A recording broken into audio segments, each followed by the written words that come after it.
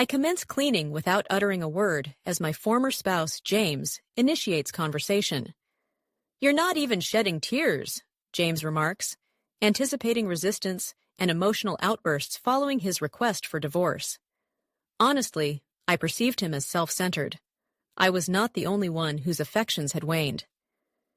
"James, you'll encounter greater challenges post-divorce."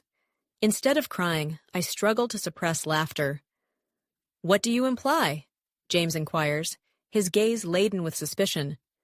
"Between you, a homemaker, and I, a thriving executive, you'll undoubtedly face adversity after our separation. I intend to wed another while you remain unattached. That may hold true in typical circumstances," I respond. "But it appears Emma, the woman with whom you're involved, falls short in certain aspects. How do you know her name?" "My name is Kate, a 32-year-old homemaker. I encountered James at a social gathering when we were both of similar age. An immediate connection blossomed, and we became close friends. James excelled in sales at a trading firm, amassing a considerable income surpassing that of our peers. Consequently, I enjoyed a comfortable lifestyle due to his success. However, a significant flaw marred our marriage. Things were amiss. It was a serious issue. We had been married for 7 years. Initially, we were deeply enamored, dedicating ample time to each other and sharing meals despite James's demanding work schedule. However, that love had dissipated. "Take care of yourself. What about dinner?" "I'll eat out." "You may retire for the night. I'll return late." "Very well." Upon our initial union, he would profess, "Dining with you, Kate, brings me immense joy."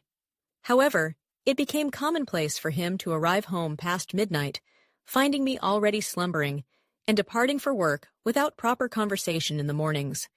It was akin to being shunned by an adolescent experiencing hormonal surges. When such behavior became the norm, I noticed subtle changes in James. Did he always use this hair product? Additionally, he now possessed an array of skincare products and cologne. Previously, he paid little attention to his appearance, primarily wearing suits and owning limited casual attire. Suddenly, he was acquiring expensive designer outfits. I would not have objected had he simply decided to enhance his grooming habits, but the impetus for this transformation seemed suspect. Scrutinizing James closely, I became suspicious. He began using his phone clandestinely, even taking it with him to the bathroom and shower. He had previously left it unattended, nearly causing me to sit upon it several times. Why had his behavior changed so drastically?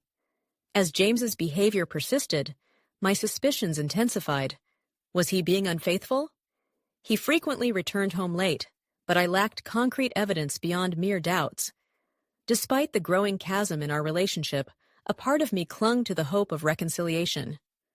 The thought of my suspicions being true terrified me. I attempted to maintain a facade of normalcy, endeavoring to mend our connection. I initiated conversations and suggested outings, but my efforts were met with indifference. Perhaps it was understandable. Our marriage had been faltering for some time. Despite my attempts, the persistent feeling of being ignored left me profoundly lonely. Amidst this turmoil, my emotions reached a breaking point. One evening, I could no longer contain my turmoil and confronted James. "Are you having an affair?" I uttered finally.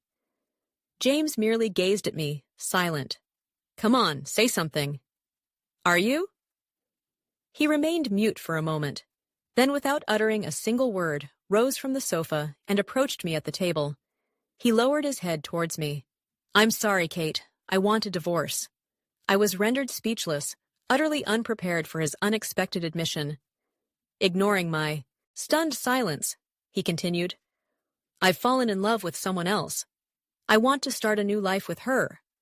How could he utter such selfish words without a second thought? What about our 7 years together? I had a nagging suspicion there was another woman involved, but I never anticipated him dropping this bombshell so abruptly. All my efforts to salvage our relationship seemed futile. Was the man I had fallen head over heels in love with truly this heartless and selfish? When we first met, I believed he was the most remarkable person in the world. I struggled to find words to express myself, my mind reeling from these thoughts. Then, My husband uttered something that made me question my own sanity. The truth is, she's pregnant with my child. I want to be with her for our child's future. I felt as if everything was spinning, on the verge of collapse. My surroundings seemed to fade to white. We hadn't had a child in our 7 years together, despite not using protection. In fact, we had actively pursued conception and undergone infertility treatments. Despite our efforts, we couldn't conceive. Medical reports indicated that my husband had fertility issues, but he always expressed his desire for a child.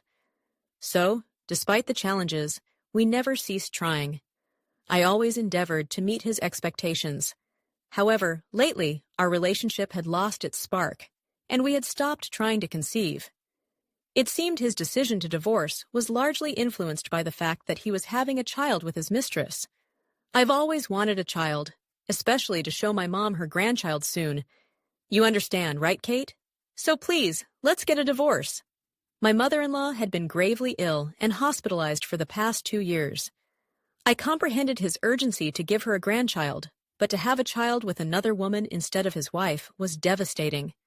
I yearned for a child too, which is why I underwent fertility treatments. I thought we were in this together, sharing the pain of infertility. Do you even realize how selfish you're being? I yelled at him in frustration, but James merely looked down, offering apologies. It felt like he was merely waiting for the storm to pass, which only fueled my anger. What kind of woman is she? Just because she's pregnant with your baby, I'm not ready to accept a divorce. I pressed James to divulge more about the woman he was involved with, but he insisted, I'm sorry, but please respect her privacy. What? How selfish can you be? As your wife, I have a right to know. Tell me everything. But no matter how much I pushed, James refused to share any significant details about her. She's 2 years younger than you, Kate. That's all. She works with me. What a joke. He must truly care about her. Despite my persistence, James wouldn't provide any real answers. For a few days, we argued about it, but I adamantly refused to agree to a divorce on James's terms. I didn't want to give in to him so easily. Throughout our discussions, James kept apologizing and bowing his head. Please, I no longer have feelings for you. What's the point in staying married? Even my mother knows about this, and she's fine with it. Apparently, James had already spoken to my mother-in-law about our situation. That shook me. While my relationship with my mother-in-law had been strained lately, I thought we were still close. Yet James kept dropping bombshells one after another. I've already given her an engagement ring. We're planning to live together soon. All that's left is for us to get a divorce, James revealed. I felt dizzy, like I was going to faint. My husband, James, was actually serious about leaving me for the woman he was cheating with. But I still couldn't bring myself to agree to a divorce. This tug-of-war between James and me went on for almost a month. When James seemed to have exhausted his patience, he begged on his knees, I can't do this anymore. Please, just agree to the divorce. Our relationship has been broken for a long time. There's no point in dragging it out like this. Please divorce me. My husband begged, his forehead pressed against the floor in a pleading posture. I had been resisting for nearly a month. Maybe it was time to accept the inevitable and agree to the divorce. Fine, let's go through with the divorce, but I'm asking for alimony and my fair share of our assets. I understand. I'm prepared for that, I said. We discussed the alimony in detail, and I requested $50,000. It was more than usual, but considering I had invested a lot in our home during our 7 years of marriage, I felt it was fair compensation. James agreed to my terms. We also decided on asset division, with me receiving half of the balance in our joint account, and him covering the cost of my relocation. Then I signed the divorce papers that James had prepared. As I filled out the paperwork, my heart was filled with various emotions. Even though our love had faded, we had shared a life together under the same roof for 7 years, and it was all coming to an end with just a single piece of paper. Without any lingering feelings for James, I submitted the divorce papers to the city hall the next day, and our mutual divorce was finalized soon after. James wasted no time in marrying the other woman. Whether she rushed him or not, with a baby on the way, He probably wanted to be with her as soon as possible. I was honestly taken aback by how quickly he moved on, especially considering I hadn't even finished sorting through our shared belongings in the apartment. Feeling the need to hurry and pack up my things, I went to the apartment we used to share. As luck would have it, our timing overlapped, and James was also there when I arrived. Without exchanging many words, I immediately started tidying up the space. James, my ex-husband, finally spoke up. "You're not shedding a tear, huh?" It seemed James had expected me to resist and cry when he pleaded for a divorce on his knees. Honestly, I had always thought he was quite self-centered, and he wasn't the only one who had fallen out of love. Maybe because I had been refusing the divorce for so long, James might have assumed I still had feelings for him. It seemed like a misunderstanding on his part, but the reason I hadn't agreed to the divorce right away was because I was stubbornly determined to investigate his mistress on my own terms rather than simply going along with James's wishes. "Well, James, you're the one who's going to have a tougher time after the divorce, not me." Instead of crying, I could barely hold back laughter. "Huh? What do you mean?" My ex-husband, James, looked at me suspiciously. "Considering you're a corporate hotshot and I'm just a housewife, you'll have more challenges. And since I'm planning to remarry, you'll be on your own." Well, in a normal situation, that might be true, but it seems like Emma, the woman you're cheating with, is quite trashy. Wait, how do you know her name? You thought I was just being stubborn and refusing our divorce, I continued, watching James's face pale. I had hired a private investigator to look into her all this time. In just a few weeks, I had gathered a lot of information about his mistress. Firstly, her name is Emma. She's 27 years old, divorced twice, and currently living at her parents' home. Emma seems to have a questionable reputation, constantly involved with different men. She even lost custody of her child due to being a bad influence. Indeed, the investigator saw her entering a motel with other men. Just to be sure, I had asked for photos as evidence. When I shared all the information and pictures, James collapsed on the spot. "No way! Emma can't be like that. She only had eyes for me, and we were planning to build a happy family." James seemed deeply in love with Emma. It was frustrating, but this woman indeed seemed to have a talent for charming men. "What? You're lying! This is all made up to shake me up." "This photo must be fake," James protested. It was exasperating to see him so foolishly blinded by love. "Believe it or not, it's up to you. But even now, your mistress, or should I say, your new wife, is involved with other men. Maybe the child isn't even yours." James' face grew even paler. "No way! Not Emma." These were the findings from the private investigators, so the possibility of him being deceived was high.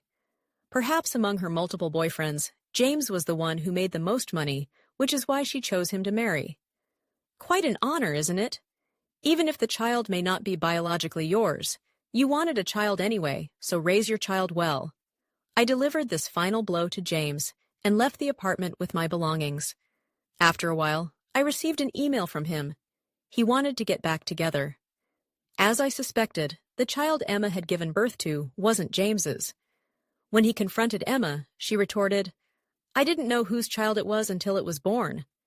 But since James was already married to Emma, he had to raise the child as his own.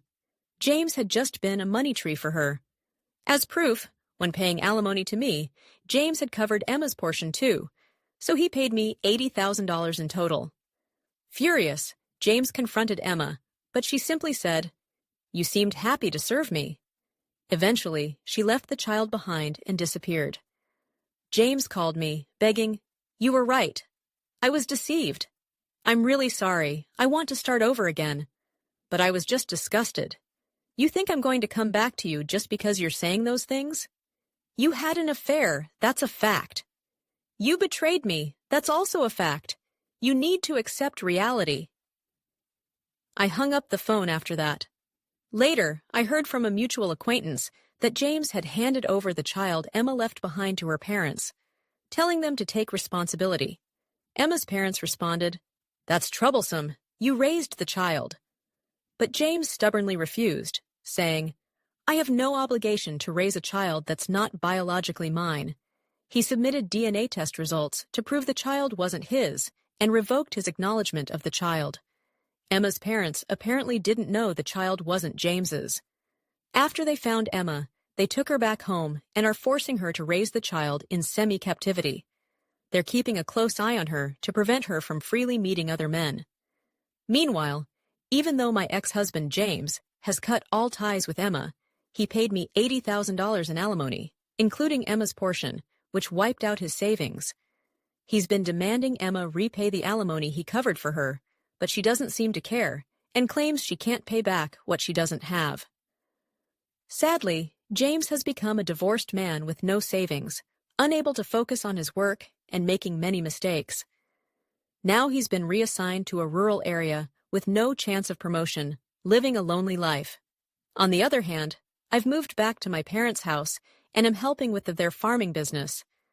After a few years, I fell in love and married a local fisherman.